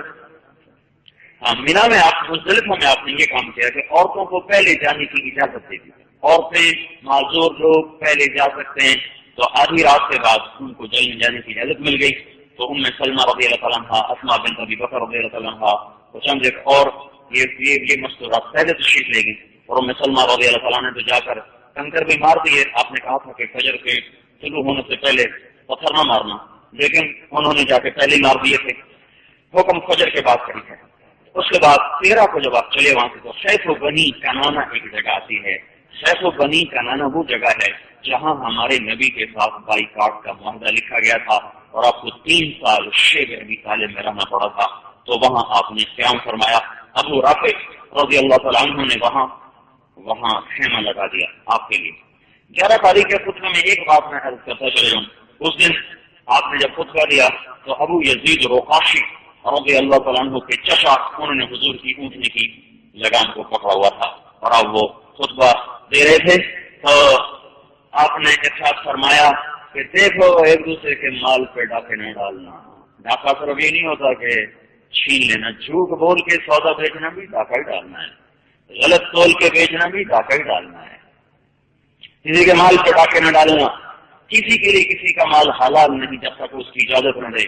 تو عمر بن یسربی رضی اللہ تعالیٰ عنہ کھڑے ہو گئے کہ یا رسول اللہ، میرے چچا زاد بھائی کی بکریاں، ہمارا ایک گھرانہ، وہ پھر رہی ہوں، اور میں ایک بکری ذبح کر کے کھا لوں تو اس میں کیا حرج ہے؟ تو آپ نے ارشاد فرمایا اگر اس بکری کے ایک ہاتھ میں چھری ہو اور دوسرے ہاتھ میں آگ ہو کہ آؤ مجھے ذبح کرو، اور آگ جلا کے بھونو اور تیار کر کے مجھے کھاؤ، تو بھی اس کے مالک سے اجازت لیے بغیر تم پر حرام ہے۔ کسی کے مال پہ ڈاکے نہ ڈالنا۔ جی، رات ظہر اثر مغرب عشاء 4 نمازیں ہم نے۔ حضرت عائشہ رضی اللہ تعالیٰ عنہ نے عرض کی یا رسول اللہ، میرا عمرہ رہ گیا، باقی تو سب نے عمرہ کر لیا، میرا عمرہ رہ گیا، کیونکہ وہ حیض آ گیا تھا۔ آپ نے تو تمہیں حج جو کر دیا بس ہو گیا، اسی میں عمرہ کرنا ہی نہیں، میں نے الگ عمرہ کرنا ہے۔ تو آپ نے حضرت عبد الرحمن بن ابو بکر کو بلایا کہ جاؤ اپنی بہن کو عمرہ کرواؤ، جب واپس آؤ تو پھر مجھے فوراً بتاؤ۔ تو یہ جو مسجد عائشہ سے عمرہ کھلا، یہ اللہ نے حضرت عائشہ کی برکت سے قیامت تک کے لیے لوگوں کو یہ دولت نصیب فرما دی، ہم جاؤ مسجد عائشہ سے احرام باندھو آ کے عمرہ کرو۔ ایک ہمارے ساتھی کو کہنے کہ میں جب جوانی میں تھا تو 8 عمرے روز کرتا تھا، بڑی ہمت، ہم تو ایک ہو تو ہڈی چولہے ہل جاتی۔ تو ان کو بھیج دیا، اور آپ نے عشاء کی نماز کے بعد تھوڑی دیر آرام کیا، آرام کے بعد پھر آپ تشریف لے گئے۔ تو حضرت صفیہ حضرت ام سلمہ رضی اللہ تعالیٰ عنہ کی یا رسول اللہ میں بیمار ہوں، طواف ودا آخری طواف، تو میں طواف کیسے کروں، میں تو بیمار ہوں۔ آپ نے کہا تم ایسا کرو، میں جب فجر کی نماز پڑھاؤں گا تو تم نمازیوں کے پیچھے اونٹنی کے سوار ہوتے طواف کر لینا۔ ان کا چلو ٹھیک۔ اس طرح وہاں جو تشریف لائے، آپ نے آ کر وہاں حجر اسود کے ساتھ منتظم پہ آپ اس طرح چپک گئے، آخری رات کو جو صبح کس طرح دونوں ہاتھ ایسے لگائے ہوئے، اور آپ رو رہے جیسے الوداع نہیں ہوتا، آنسو آنسو آنسو آنسو۔ اس کے بعد پھر آپ نے فجر طواف کیا، طواف کے بعد پھر آپ فجر کی نماز کا وقت داخل ہوا تو آپ نے فجر کی نماز پڑھائی، اور اس میں حضرت ام سلمہ تشریف لے، انہوں نے پیچھے سے طواف کیا۔ تو تو اس دن آپ نے فجر کی نماز وطور و کتاب مسطور فی رق منشور، یہ سورت طور کی آپ نے تلاوت فرمائی. پھر اس کے بعد آپ وہاں سے جب نکلے ہیں تو پتہ چلا کہ حضرت عائشہ رضی اللہ تعالیٰ عنہا بھی پہنچ گئی ہیں. تو آپ نے کہا رحیل، چلو بھائی. تو کسی نے کہا حضرت صفیہ رضی اللہ تعالیٰ عنہا ان کو حیض آ گیا، ان کا طواف ودا رہ گیا. کاش نے طواف زیارت کر لیا تھا. ہاں کہ بس ٹھیک ہے، کافی ہو گیا، اب ان طواف ودا کے انتظار کی ضرورت نہیں ہے. اس کے بعد پھر آپ کا یہ سارا قافلہ وہاں سے واپس چلا ہے اور پھر اسی 6-8 دن میں آپ پہنچے ذوالحلیفہ میں اور وہاں پر آپ نے قیام فرمایا. اور اگلے دن پھر آپ مدینے کی طرف نکلے. آپ نے احد پہاڑ کو دیکھ کر کہا جبل یحبنا ونحبہ، یہ وہ احد پہاڑ ہے جو ہم سے پیار کرتا ہے اور ہم اس سے پیار کرتے ہیں. آئبون ساجدون حامدون لربنا ساجدون، یہ دعا پڑھتے پڑھتے پڑھتے آپ مدینہ میں داخل ہوئے. تو اس کے چند دن بعد پھر اگلے جہان کی تیاری ہوئی اور وقت سفر آگے کا باندھا. تو میں نے آپ کو اختصار کے ساتھ حضور صلی اللہ علیہ وسلم کے حج مبارک کا بتایا ہے کہ ایک ایک چیز، فلاں جگہ کون کھڑا تھا، فلاں جگہ اونٹنی کس نے پکڑی تھی، فلاں جگہ آپ نے کیا کہا تھا، آپ کی قربانی کس نے کی تھی اور آپ کے لیے خیمہ کس نے لگایا تھا، اور انصار کدھر تھے، مہاجرین کدھر تھے. ایک ایک چیز قیامت تک کے لیے محفوظ ہے. ایسی چیزیں جن کی طرف دھیان بھی نہ جاتا ہو ان کو بھی اللہ تعالیٰ نے، اس میں خیمے جو لگ گئے، خیمے کوئی ادھر لگا لے کوئی ادھر لگا لے، اس کو محفوظ کرنے کی کیا ضرورت تھی. لیکن اللہ نے اسے بھی محفوظ فرمایا کہ آپ نے فرمایا انصار مہاجرین مکہ وہ بیت اللہ کی بائیں طرف خیمے لگائیں اور انصار مدینہ بیت اللہ کی بائیں طرف. آپ کے بائیں طرف، آپ کے دائیں طرف مہاجرین کے خیمے تھے اور آپ کے بائیں طرف انصار مکہ کے خیمے تھے. اتنی چھوٹی چھوٹی باتیں بھی اللہ تعالیٰ نے محفوظ کی اور اللہ ان لوگوں کو جزا دے جنہوں نے چٹانوں پر بیٹھ کر اور اپنی زندگی کو اس کے لیے قربان کیا اور ایک ایک چیز کو کھود کر کوریت کر جمع کر کے ہم تک پہنچایا. یہ حضرت محمد صلی اللہ تبارک و تعالیٰ علیہ وسلم کا حج مبارک ہے. جو ایسا حج کر لے گا وہ اس طرح اپنے گناہوں سے نکلے گا جیسے بچہ ماں کے پیٹ سے نکل کر آتا ہے، اس پر کوئی گناہ باقی نہیں رہ جاتا. تو میرے بھائی اگر فرض ہے تو اس میں دیر کرنا بڑی ہلاکت ہے.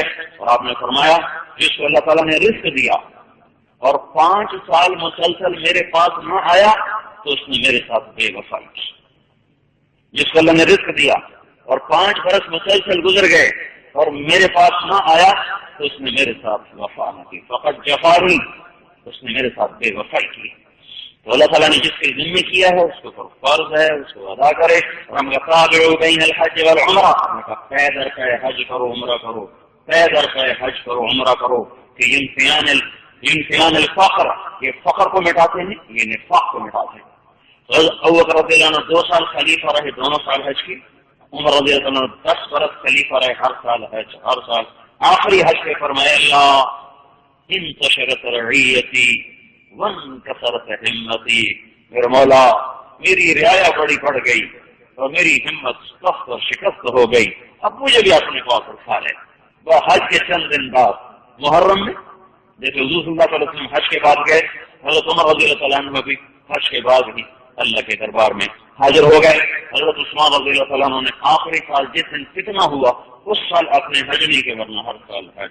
اور حضرت علی رضی اللہ عنہ کا معمول تھا عمرے بہت زیادہ فرماتے تھے، عمرے بہت زیادہ فرماتے تھے. تو اللہ تعالیٰ نے بھائیو جس کو سعادت دی ہے وہ اس کو اپنی سب سے بڑا سرمایہ سمجھ کے کرے، جس کو رزق دیا سرمایہ سمجھ.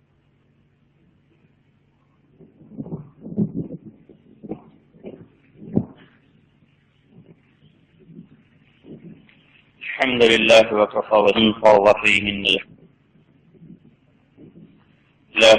وسلام على عباده الذين اصطفى. أما بعد فأعوذ بالله من الشيطان الرجيم. بسم الله الرحمن الرحيم. الحج أشهر معلومات فمن فرض فيهن الحج فلا رفث ولا فسوق ولا جدال في الحج وما تفعلوا من خير يعلمه الله وتزودوا فإن خير الزاد التقوى. وقال النبي صلى الله تبارك وتعالى عليه وسلم إن التوبة تهدم ما كان قبلها وإن الهجرة تهدم ما كان قبلها وإن الحج يهدم ما كان قبله. وقال النبي صلى الله تعالى عليه وسلم الحج المبرور ليس له الجزاء إلا الجنة. وقال النبي صلى الله تعالى عليه وسلم من حج ولم يرفث ولم يفسق خرج من ذنوبه كيوم ولدته أمه، أو كما قال صلى الله تبارك وتعالى عليه وسلم.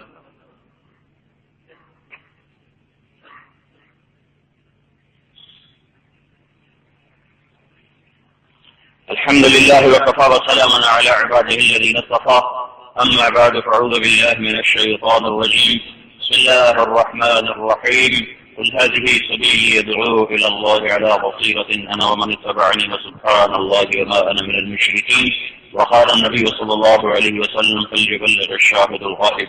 اللهم إنا نسألك خير ما سألك منه عبدك ونبيك محمد صلى الله تعالى عليه وعلى آله وعلى أصحابه وعلى الخلفاء الراشدين المهديين وعلى عترته الطاهرين الطيبين، وبارك وسلم تسليما كثيرا. ونعوذ بك من شر ما استعاذك منه عبدك ونبيك محمد صلى الله تعالى عليه وعلى آله وعلى أصحابه وعلى الخلفاء الراشدين المهديين وعلى عترته الطاهرين الطيبين، وبارك وسلم تسليما كثيرا. اللهم أنت المستعان وعليك البلاغ، ولا حول ولا قوة إلا بالله.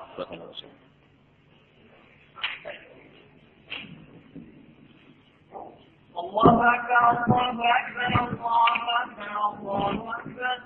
أشهد أن لا إله إلا الله أشهد أن لا إله إلا الله أشهد أن محمدا رسول الله أشهد أن محمدا رسول الله. حي على الصلاة حي على الصلاة حي على الفلاح حي على الفلاح. قد قامت الصلاة قد قامت الصلاة. الله أكبر الله أكبر. لا إله إلا الله. الله أكبر.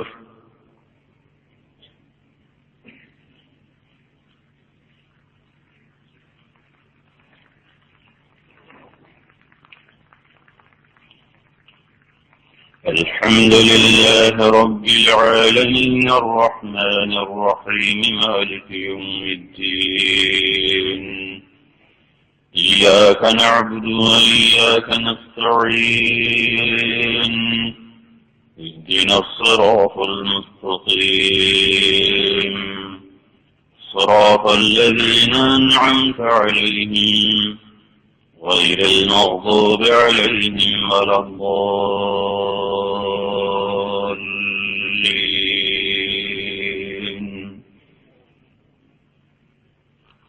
سبح اسم ربك الأعلى الذي خلق فسوى والذي قدر فهدى والذي أخرج المرعى فجعله غثاء أحوى.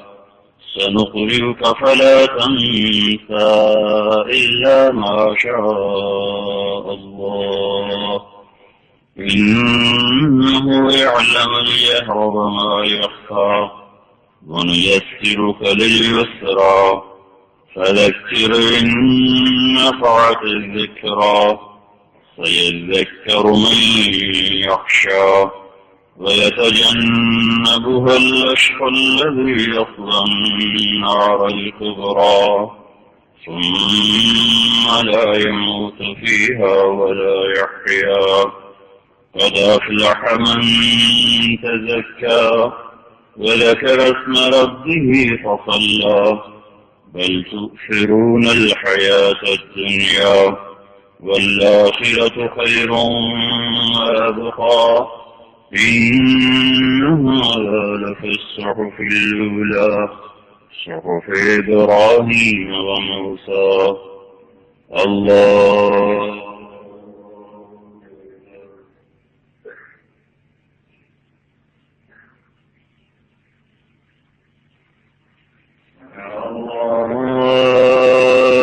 لمن حمده. الله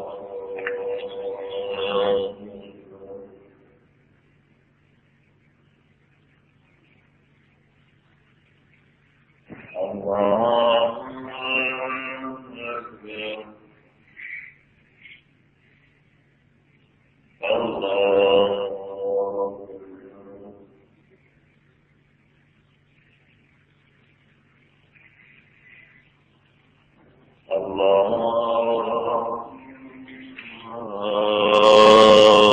أكبر. الحمد لله رب العالمين الرحمن الرحيم مالك يوم الدين. إياك نعبد وإياك نستعين. اهدنا الصراط المستقيم صراط الذين أنعمت عليهم غير المغضوب عليهم ولا الضالين.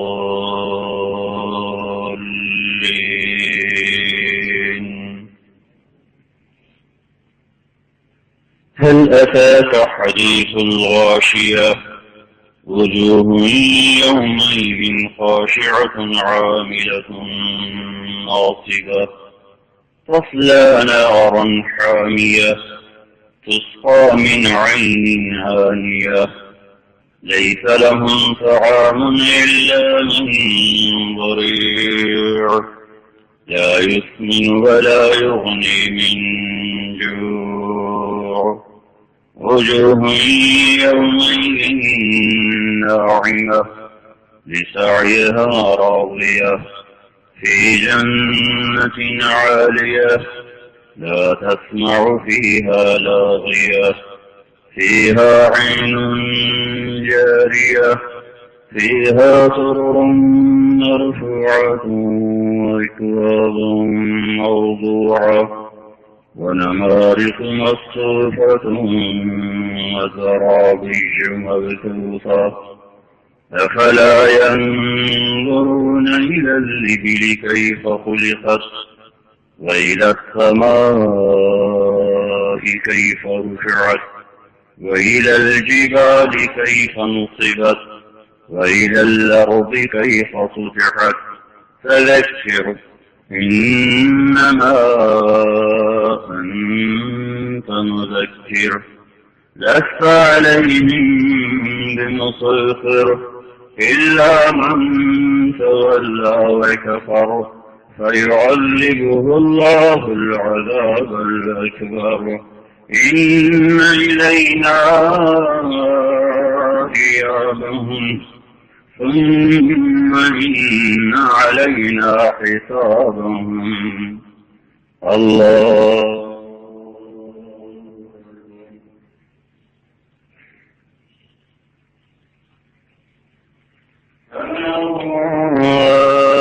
لمن حمده. الله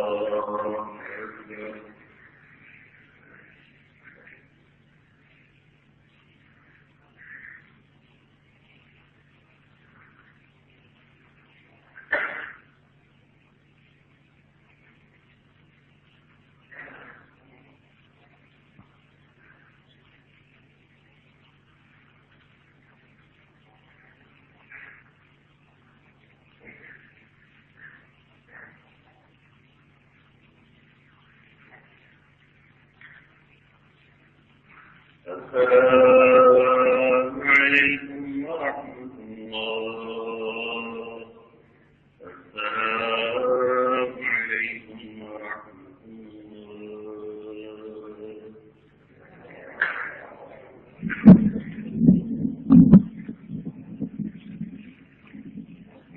السلام عليكم.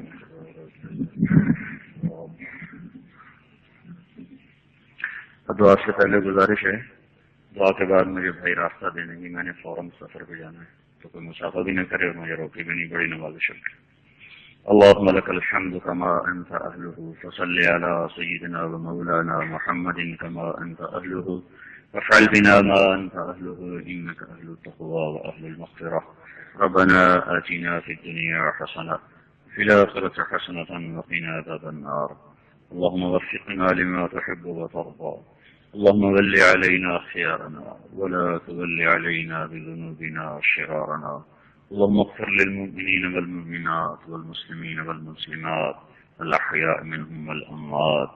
اللهم إنا نسألك خير ما تعلم ونعوذ بك من شر ما تعلم ونستغفرك من كل ما تعلم. اللهم إنا نستغفرك فإنك كنت غفارا فأرسل السماء علينا مدرارا. اللهم إنا نستغفرك فإنك كنت غفارا فأرسل السماء علينا مدرارا. اللهم إنا نستغفرك فإنك كنت غفارا فأرسل السماء علينا مدرارا. ربنا تقبل منا إنك أنت السميع العليم، تب علينا إنك أنت التواب الرحيم. اللهم إنا نسألك خير ما سألك منه عبدك ونبيك محمد صلى الله عليه وسلم، ونعوذ بك من شر ما استعاذك منه عبدك ونبيك محمد صلى الله عليه وسلم. اللهم أنت المستعان وعليك البلاغ، ولا حول ولا قوة إلا بالله، ولا حول ولا قوة إلا بالله. ربنا آتنا في الدنيا حسنة وفي الآخرة حسنة وقنا عذاب النار. وصلى الله تعالى على النبي الكريم. آمين برحمتك يا رب.